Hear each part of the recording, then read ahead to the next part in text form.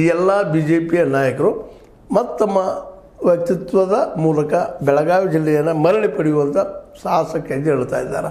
ನಿಧಾನಕ್ಕಿದು ಏನಪ್ಪ ಅಂದ್ರೆ ಮುಂಬರುವ ಚುನಾವಣೆಗಳ ತಯಾರಿ ಜೊತೆಗೆ ಒಂದಿಷ್ಟು ಏನೋ ಆತಂಕಗಳಿದ್ದಾವೆ ಬಿ ಜೆ ಪಿಗರಲ್ಲಿ. ಈ ಸರ್ಕಾರ ಬಿಡ್ತದೇನೋ ಅನ್ನುವಂಥದ್ದು. ಯಾಕಂದ್ರೆ ಓಪನ್ ಆಗಿ ಈಗಾಗಲೇ ಏನಪ್ಪ ಅಂದ್ರೆ ಡಿ ಕೆ ಶಿ ಅವರ ಮತ್ತು ಅದ್ರ ಜೊತೆ ನಮ್ಮ ಸತೀಶ್ ಅವ್ರನ್ನ ಮಧ್ಯೆ ತಿಕ್ಕಾಟ ನಡೆದಿದ್ದಾವೆ. ಮತ್ತು ನಡಕ್ಕೆ ಒಂದಿಷ್ಟು ವಿಚಾರಗಳನ್ನು ಹಂಚಿದ್ರು. ಎಲ್ಲ ಬಿ ಜೆ ಪಿಗೆ ಬರ್ತಾ ಇದ್ದಾರೆ ನಮ್ಮ ಏನಪ್ಪ ಅಂತಂದ್ರೆ ಅನೇಕ ಜನ ಅನ್ನುವಂಥ ಮಾತು. ಇವು ಅದು ಅನುಕೂಲ ಆಗುವಂಗೆ ರಾಜಕೀಯವಾಗಿ ಮಾತಾಡಿದ್ದು, ಬಿ ಆರ್ ಪಾಟೀಲ್ ಅಂತವ್ರು ಮಾತಾಡಿದ ವಿಷಯ ಇಟ್ಕೊಂಡ್ರೆ ಆದಷ್ಟು ತಮ್ಮ ಒಂದು ಬಿ ಜೆ ಪಿಯನ್ನು ಇನ್ನಷ್ಟು ಬಲಿಷ್ಠ ಹೋಗಬೇಕು ಅನ್ನೋದು ಪ್ರಯತ್ನ ನಡೆಸಿದ್ದಾರೆ. ಅಲ್ಲಿ ಎಷ್ಟು ಮಟ್ಟಿಗೆ ಯಶಸ್ವಿ ಆಗ್ತಾರೋ ಗೊತ್ತಿಲ್ಲ.